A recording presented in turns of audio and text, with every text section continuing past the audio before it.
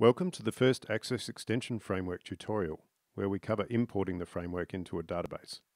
The Access Extension Framework is 100% native Access code, with no DLLs or external components to distribute. It can be imported direct into any existing Access database. That's what we're going to do here.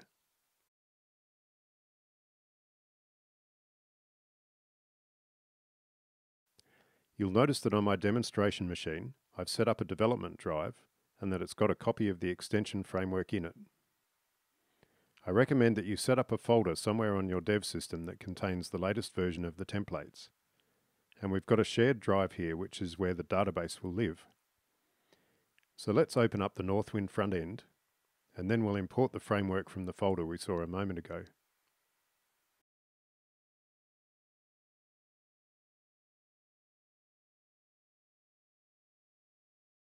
We import from the front-end template, and we just have to import the form called setup front end.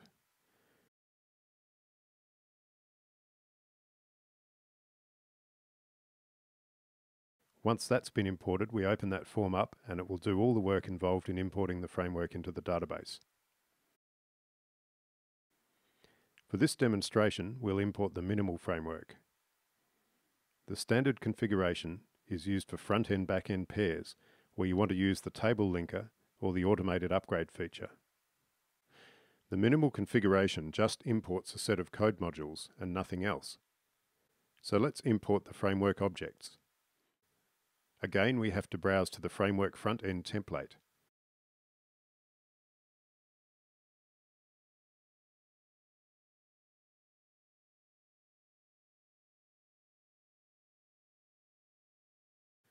And now we can close and delete the setup form.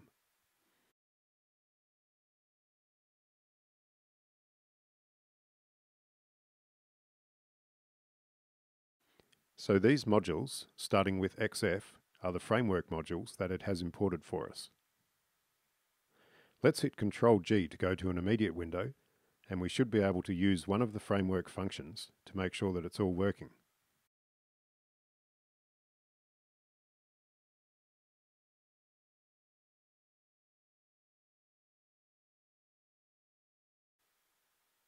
Okay, everything is good. Now it's not always that simple.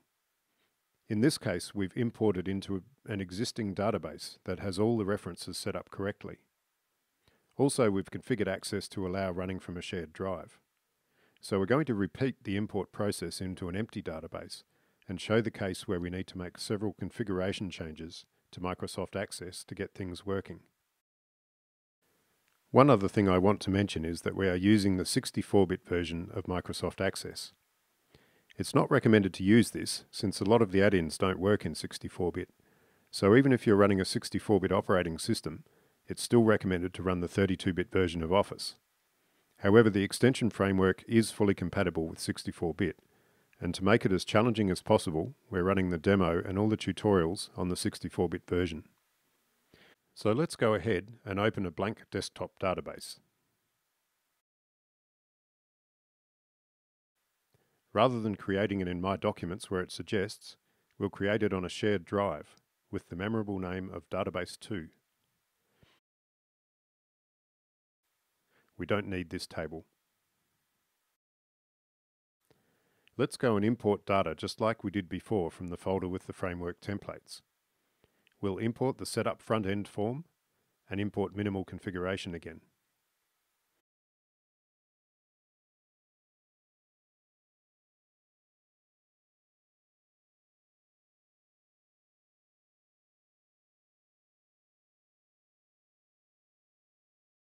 Okay, so this is our first issue. It's not liking the fact that we're trying to import the framework from a network drive. We can click OK and there will be quite a few messages come up. So let's cancel out of the process.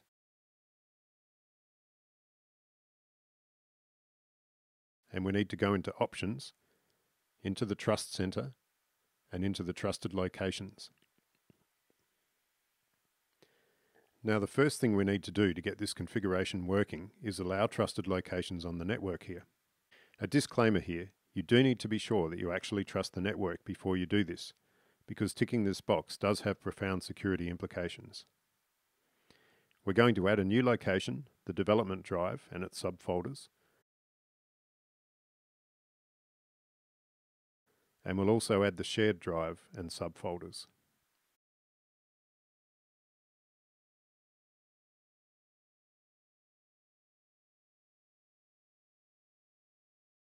And remember that if you don't tick the Allow Trusted Locations on Network, Access will disable all the network locations, even if they are in the list. Okay, so now hopefully we'll have better luck importing the framework objects.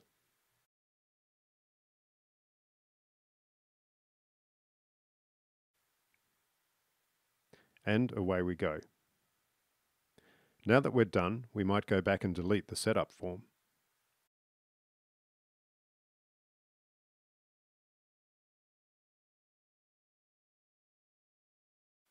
And you can see here again, we've imported the minimal framework modules. Let's open one up at random and try compiling the database code. We have another error. Seasoned Access developers will probably recognize that VBA is not recognizing an ADO constant. The problem is that the reference to the ADO library is missing. So to aid with troubleshooting, I've included an image with the framework showing what the references should look like. So let's go back to Access, shift that diagram around so we can see both and have a look at the differences. So we've got VBA, we've got the Access object library, and there are different version numbers. That's because I actively maintain the framework in Access 2003, which uses the Access 11 object library. And Access 2013, which we're using for the demos, contains the Access 15 library. The fact that those version numbers are different doesn't really matter. OLE automation is there, and the Database Engine Objects, or DAO library, is there. The one that we're missing is this one, the ActiveX Data Objects, or ADO library. So let's scroll down. The one I'm using is much older, it's 2.1, but I'd recommend using the latest available. So let's tick 2.8 to add the reference.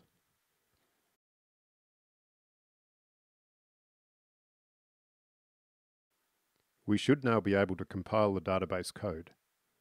And let's run some code to check the framework is okay. And we're in business.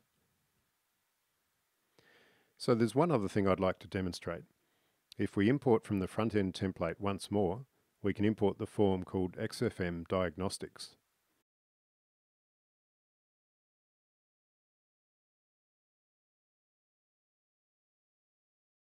This form is completely standalone, so it doesn't require any of the framework. And it has a range of useful functions. One is a text search and replace that will search form record source properties and list box or combo box control source and row source properties. These are properties that usually contain SQL, and it will also search the SQL in queries.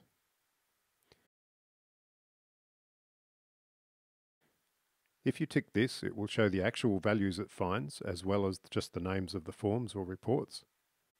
This button here will create a text file per module for all the modules in the database and put them in the folder specified. Likewise, there's a function that will dump a list of all the Access object names, forms, reports, macros, tables, queries, and codes to a text file. That concludes the tutorial.